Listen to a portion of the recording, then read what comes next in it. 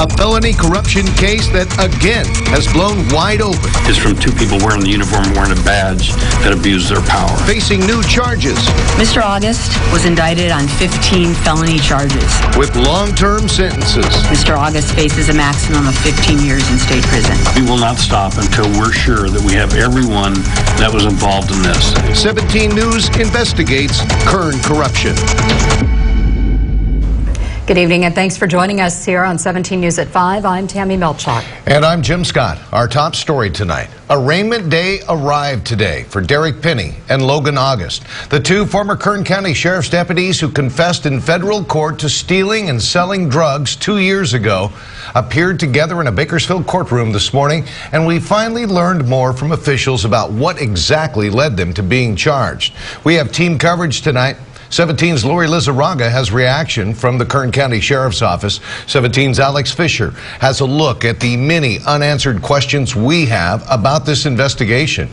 But we begin tonight with 17's Olivia LaVoice, live outside the courthouse in downtown Bakersfield now, with a full wrap of today's big developments. Olivia. Well, Jim, it's certainly been an eventful day, first with the emotional arraignment of the two former deputies, then with the bombshell dropped by DA Lisa Green and Sheriff Donnie Youngblood. They allege the former deputies stole 10 times more marijuana on the job than was disclosed during the federal investigation. It was a bizarre sight. Two former partners in uniform and in crime, side by side, shackled, next to dozens of other criminal defendants and sheriff deputies who once were their co-workers. Logan August pleaded not guilty to 15 felony charges. He faces up to 15 years in prison. Derrick Penney pleaded not guilty to 7 felonies. He could face 9 years behind bars. The courtroom was filled to capacity with loved ones of the two men, something you don't often see. Anthony Capozzi, Penney's lawyer, said today's hearing was difficult. It was disheartening, especially after he had bared his soul in the federal courts, pled guilty in the federal courts, admitted what he did, and was punished for what he did. Apparently, for the state, that's not enough punishment.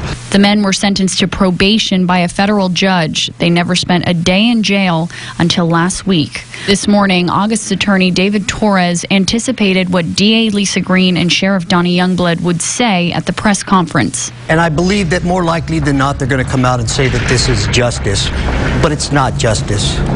If you look up in the dictionary the word vindictiveness, this is exactly what it is, and it's just pure mean and evil. There's absolutely no reason why this case should be prosecuted in a state court. But District Attorney Lisa Green and Sheriff Donnie Youngblood were quick to say this isn't about prosecuting the former deputies for crimes they were already convicted of in federal court.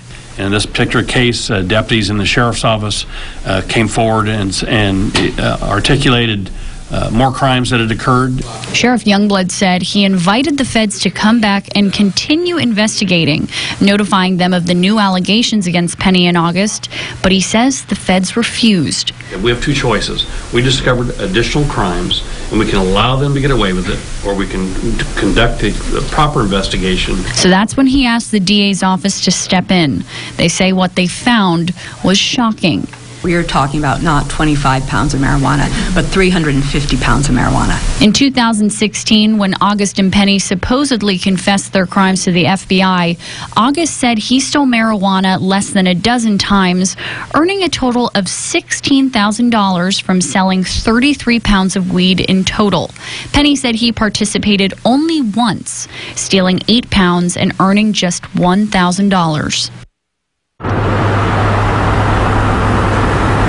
As of now, no one else has been charged, and that leads us to the biggest question in this case. Is there any more corruption within the Kern County Sheriff's Department?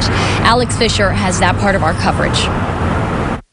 God has blessed us. 2 years ago, BPD Detective Damasio Diaz initially implicated his partner, Patrick Mara, and 5 other officers. During the course of this investigation, it became clear that Damasio Diaz intentionally manipulated numerous officers. The involvement was downplayed by then Police Chief Greg Williamson. He gained their trust, and once the officers were out of the picture, in other words, Detective Diaz was in charge of the investigation. Once they left, that is when the corruption began. Quite frankly, to use the vernacular, I don't buy that. From the beginning, Diaz's attorney, David Torres, believes this went further than Diaz and Amara. This is going to actually expose a substantial amount of police corruption that has been happening here in Kern County, and that is primarily with some of the narcotics units. Fast forward to January 2017. Former sheriff's deputies Logan August and Derrick Penney signed secret plea agreements. 17 News uncovered court documents linking corrupt police detectives to dishonest sheriff's deputies. In May 2017, KCSO Lieutenant Bill Starr is placed on leave pending an internal review of the investigation into a federal drug conspiracy. We've heard that charges have not been filed against Bill Starr, at least in part because he's agreed to testify in this case. I can't respond to that. I'm sorry. As District Attorney Lisa Green and Sheriff Donna Youngblood stood in front of TV cameras speaking about the case of August and Penney, the question remains, is there any more corruption within the Sheriff's Department?